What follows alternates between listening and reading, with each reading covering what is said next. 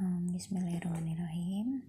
Untuk pertemuan kali ini kita akan membahas mengenai teori ekstraksi. Ekstraksi ini merupakan suatu metode pemisahan ya atau isolasi.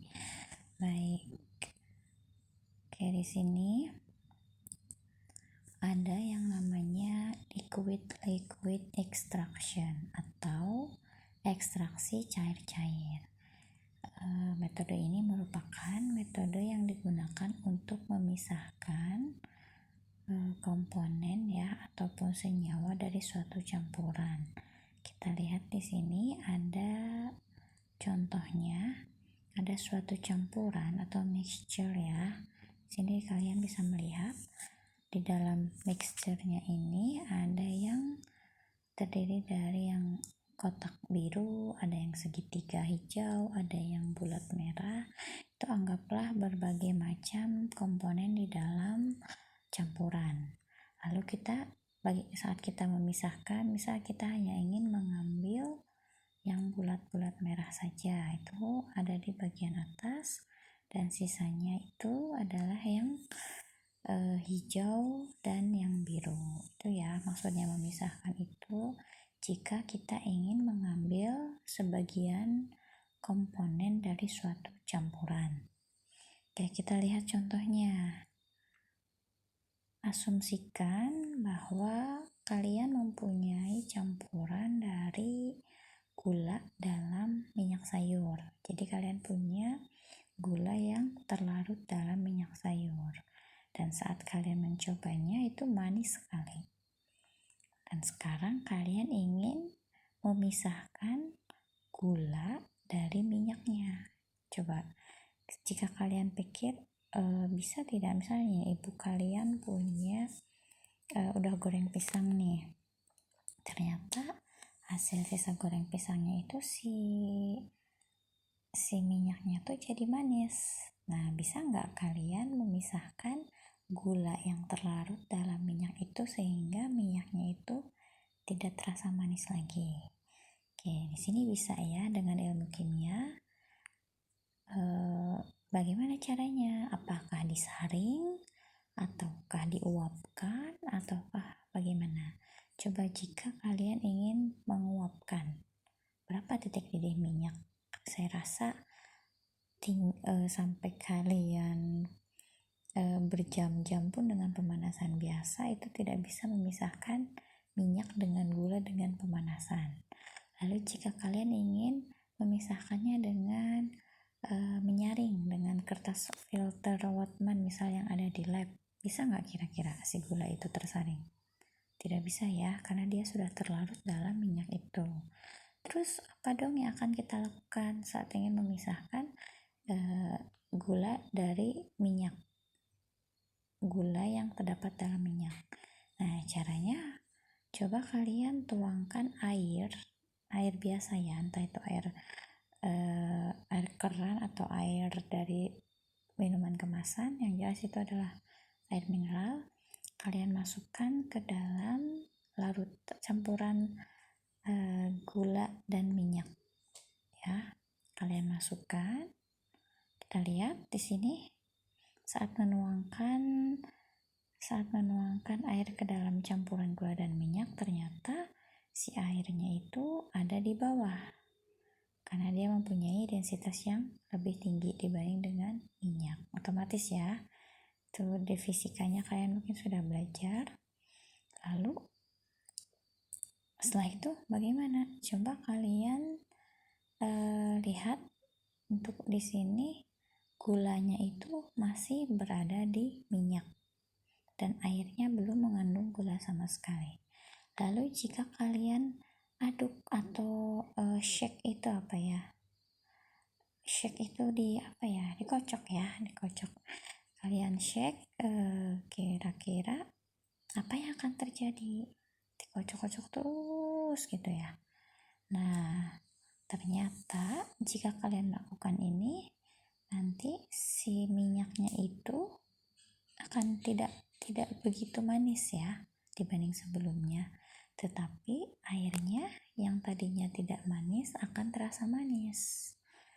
Nah, disinilah terjadi proses ekstraksi. Ekstraksi di sini kalian akan mengekstraksi gula yang terdapat dalam minyak itu ke air.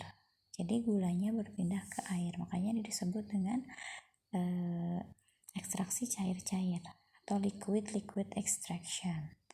Lalu untuk fasa minyaknya itu dia tidak begitu manis, tidak langsung tidak manis ya. Jadi dalam ekstraksi ini kita perlu ekstraksi berulang karena si airnya juga saat dia mengekstraksi gula kocok diambil, jadi gulanya akan terekstrak sebagian ke air tergantung kejenuhan si air itu. Jadi kalau memang nanti larutan air gulanya sudah jenuh, berarti sudah tidak bisa mengekstrak lagi. Nah, kalian harus ganti lagi dengan air yang baru, tuangkan lagi air yang baru, lalu di shake lagi sama minyak, nanti akan terekstrak kembali gulanya ya.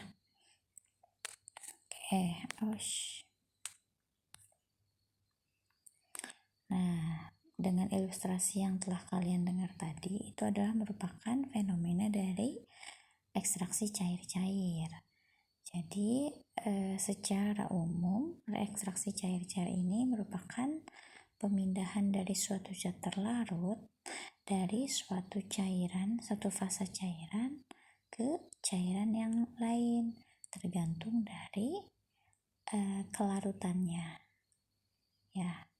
Jadi ternyata si gula itu akan lebih mudah terlarut ke dalam air. Kalian harus ingat antara polar non polar ya.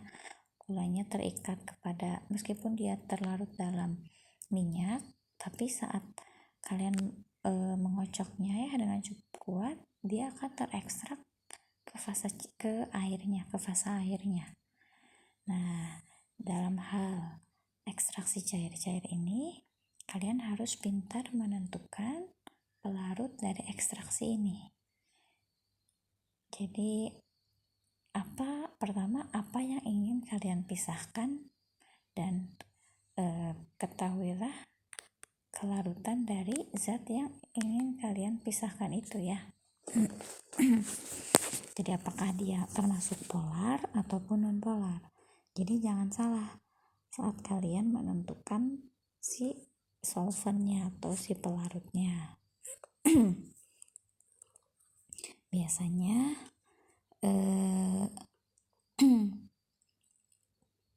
biasanya ya dalam ekstraksi cair-cair ini kita ada fase organik dan fase air. Maksudnya fase organik ini fase non polar dan yang satunya lagi fase air. Jadi seperti ini ya.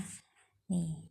Jadi akan terjadi dua fase, yang di atas ini fase air, fase organik, dan di fase ini yang di bawahnya fase air, gitu ya. Jadi kecenderungan dari si sampel yang ingin kalian ambil itu lebih terlarut di mana, di fase air ataukah di fase organik. Nah, lalu keberhasilan dari metode ini itu bergantung pada perbedaan kelarutan yang seperti tadi saya sudah jelaskan dalam beberapa pelarut. Nah, kalian nanti akan mengenal yang namanya koefisien distribusi atau KD. Apa itu KD? Jadi saat si senyawa itu dikocok ya untuk dipisahkan, si senyawa itu akan terdistribusi sendiri di antara dua solvent, di antara dua pelarut. Nah, perbedaan kelarutannya itu bisa diartikan sebagai koefisien distribusi. Kalian lihat di sini ya, ada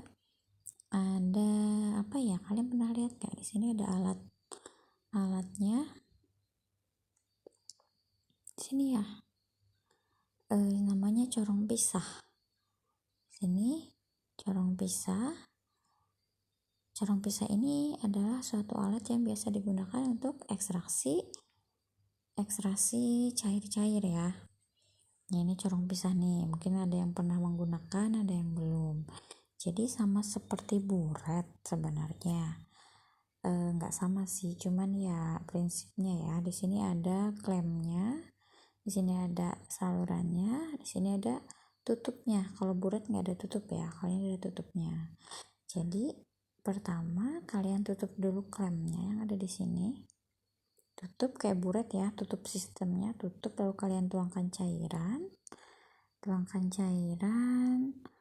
dimasukkan dari atas, dibuka tutupnya, dimasukkan dari atas, fasa air dan fasa organik. Lalu setelah itu kalian kocok-kocok. Nah, nanti saya tampilkan deh ada cara untuk melakukan ekstraksi cair-cair dengan corong pisah ya. Jadi tidak sembarangan mengkocoknya, tapi ada tekniknya sendiri, dan setiap beberapa waktu itu si klemnya ini harus dibuka yang bagian sininya, karena biasanya kan timbul gas. Jadi jangan sampai kalian kocok terus pas dibuka tutup atasnya bus aja meledak gitu ya. Karena kenapa ada gas? Ternyata karena di sini kalian menggunakan fasa organik dan fasa air. Jadi biasanya kan kalau fasa organik itu lebih flammable ya. Dia juga biasanya menghasilkan gas. Ini salah satu contohnya. Untuk yang sebelah kiri, di sini ada suatu senyawa yang lebih terlarut pada pelarut organiknya, tapi yang di sebelah kanan dia itu lebih terlarut pada senyawa fasa airnya. Jadi senyawanya ini mungkin lebih polar, jadi lebih terlarut di fasa air. Lihat di sini ya. Kalau yang untuk sebelah kiri ini si senyawanya itu lebih terlarut kepada fasa organiknya. Jadi di sini kalian punya pelarutnya air dan ether. Ether tuh non polar atau fasa organik, water ini fasa air ya, polar ya. Oke, nah biasanya saat kalian ini kan ada fasa organik dan fasa airnya, itu terbentuk suatu lapisan tipis yang disebut lapisan apa ya nih di sini nih ada batas, kelihatan ya. Jadi kalian akan melihat suatu batasan jelas tapi tipis sebagai pemisah antara fasa organik dan fasa airnya. Nah, seperti yang diketahui ada yang like dissolve like ya, polar non polar. Jadi yang polar akan terlarut pada pelarut polar, yang non polar pun akan terlarut pada pelarut non polar. Di sini pun sama. Jadi ada beberapa yang memang lebih cenderung larut ke dalam fasa organik, dan ada juga beberapa senyawa yang terlarut dalam fasa air ya.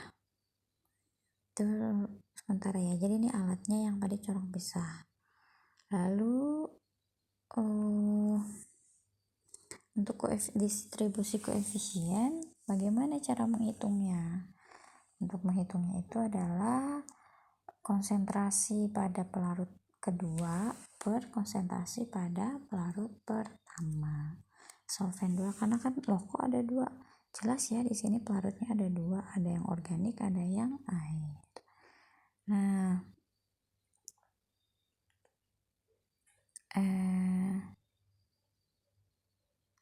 jadi biasanya untuk pelarut satunya itu adalah fasa air, tapi kalau untuk yang untuk organik itu fasa untuk angka 1 ya, solvent 1, dan air itu untuk solvent 2.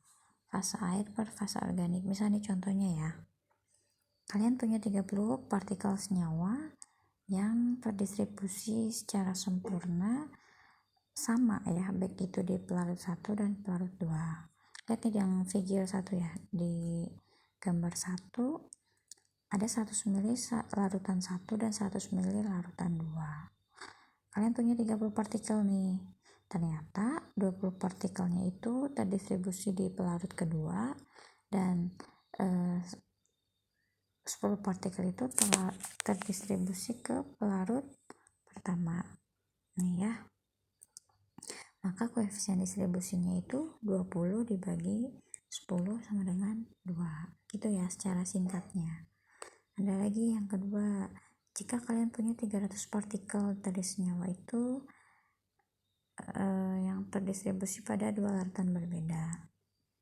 Nah, sama ya. Jadi perbandingan koefisiennya, distribusi koefisiennya akan sama ya. Karena dia 200 dibanding 100 jadi 2. Nah, lalu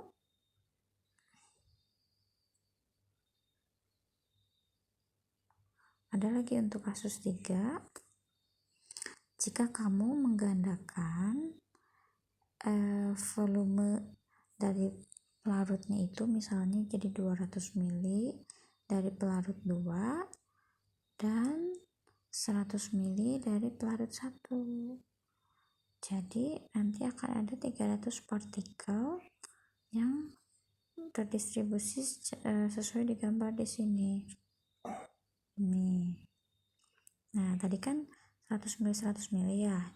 Karena untuk gambar 3 ini jika kalian menambahkan 200 ml di pelarut kedua dan 100 ml di pelarut pertama, apa yang akan terjadi?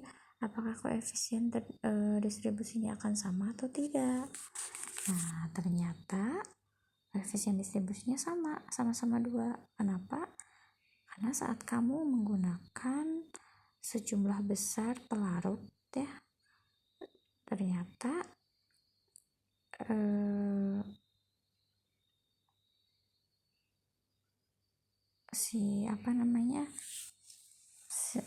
si partikel yang terekstraknya pun akan semakin besar. Jadi saat tadi kalian menggunakan solvent 2 yang 100 ml, dia dapat 200 partikel. Sedangkan untuk yang solvent 2 nya 200 ml, yang terekstraknya itu 240 partikel. Dan untuk koefisien distribusinya itu sama ya, sama-sama 2. Jadi memang dia akan lebih dengan banyaknya volume dari si pelarut itu, maka zat yang terekstraknya itu akan lebih banyak. Tapi tidak berarti saat dia dikalikan menjadi 2 kali lipatnya, maka zat yang akan terekstraknya pun 2 kali lipatnya dibanding. Kita perbandingannya antara gambar 2 dan gambar 3 ya. Tidak 2 kali lipatnya. Jadi tidak selamanya begitu. Di sini yang kita pelajarinya itu adalah perbandingan antara ekstraksi, gimana ya, memperbandingkan berapa persen senyawa yang terekstrak ke fase air dan berapa persen senyawa yang terekstrak ke fase organik, begitu ya, kurang lebih begitu. Oke, lalu ada pertanyaan di sini, apa yang terjadi jika kamu mengekstrak 2 kali dengan 100 ml dari pelarut 2. Nah, di sini untuk gambar 3 ini kalian mengekstrak 1 kali ya, tapi volume yang pelarut 2-nya dinaikkan 2 kali lipat. Tapi untuk kasus selanjutnya kalian tidak menaikkan volumenya 2 kali lipat, tapi kalian menggandakan jumlah ekstraksi.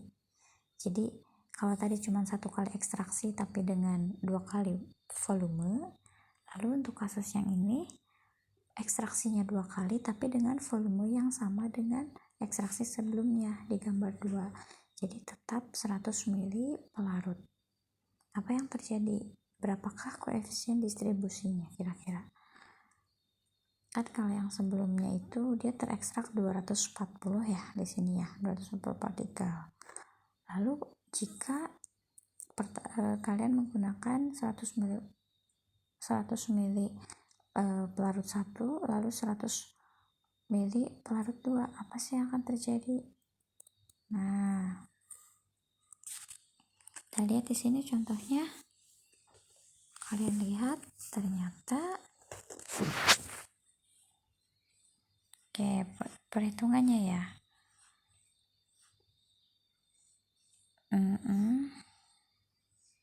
Jadi pas ekstraksi pertama kita lihat kalian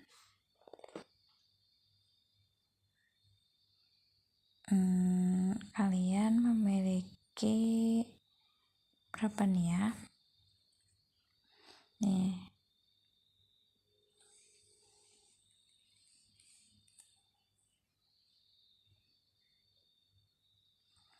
Nah, karena tadi kan sudah saya bahas ya, jadi saat kalian langsung mengekstraksi dengan 200 ml pelarut 2, kamu akan dapat menghasilkan 240 partikel senyawa dalam satu kali ekstraksi. Jadi satu ekstraksi dengan volume 200 ml kita mendapatkan 240 partikel. Lalu dengan kita mendapatkan 100 ml dan tambah lagi 100 ml, ternyata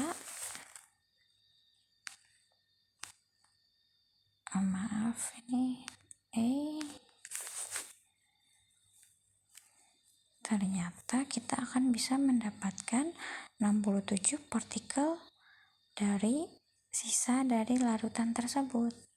Nah, perhitungannya ada di kotak sebelah kanan.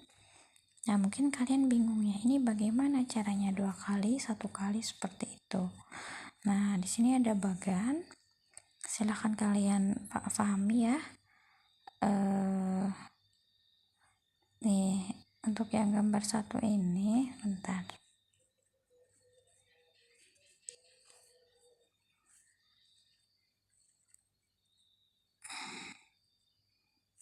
Apa ya? Nah, di sini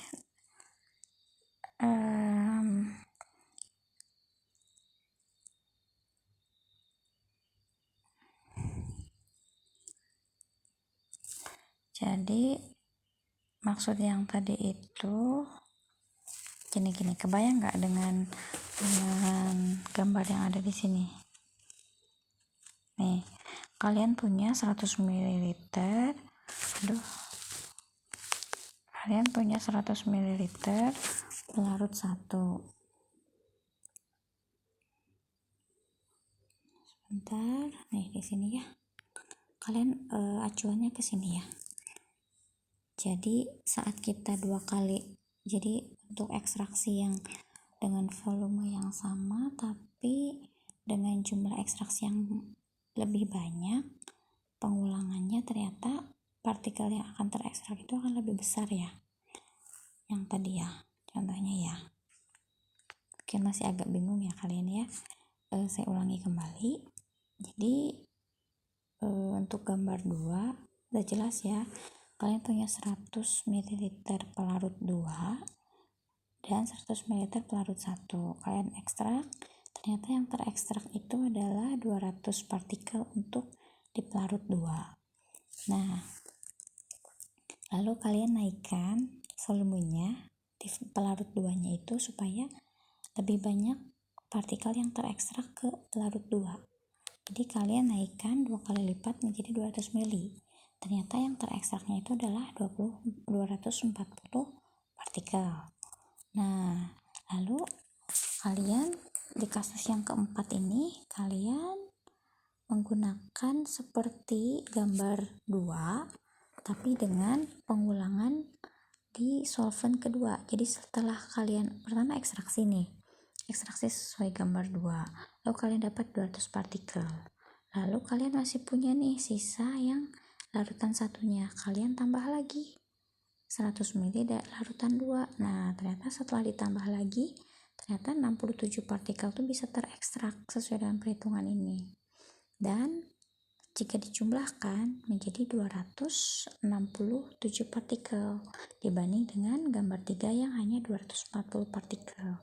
Di sini membuktikan keberulangan ekstraksi itu memberikan nilai ekstraksi jumlah partikel yang terekstraksinya lebih besar dibanding dengan satu kali ekstraksi tapi dengan volume yang lebih besar gitu ya.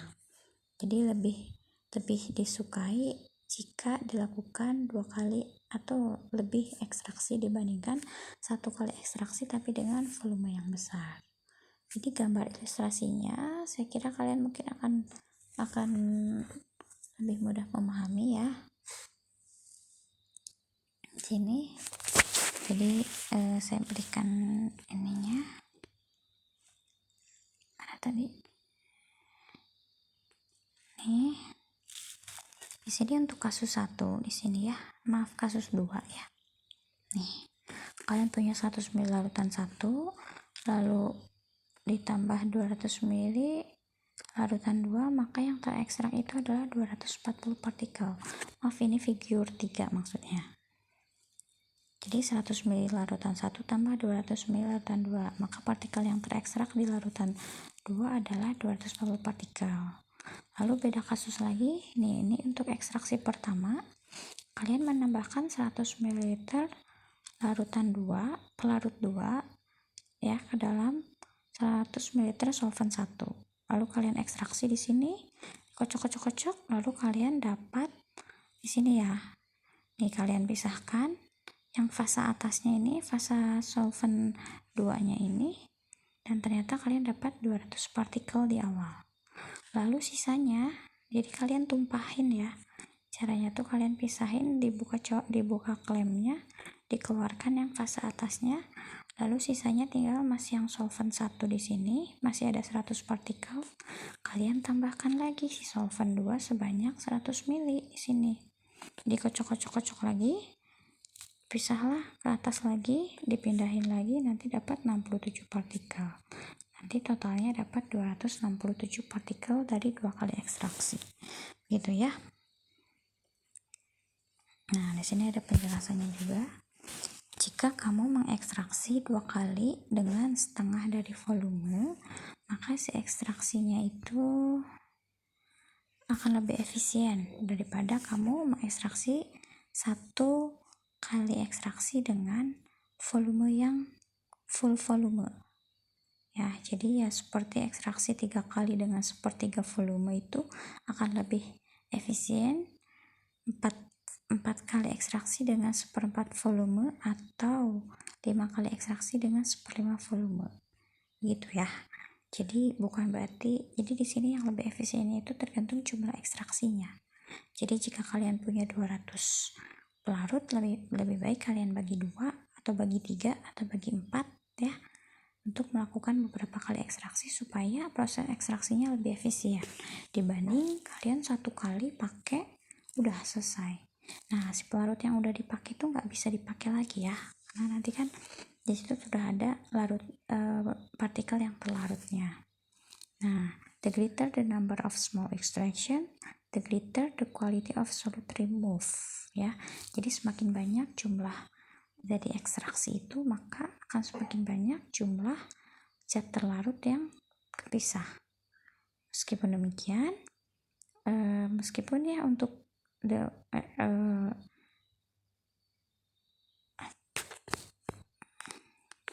untuk nilai maksimum dari efisiensinya itu adalah 1/3 dari volumenya ya, dengan 3 kali ekstraksi. Nah, sampai di sini ada pertanyaan? Ada pertanyaan silahkan tulis di forum diskusi ya.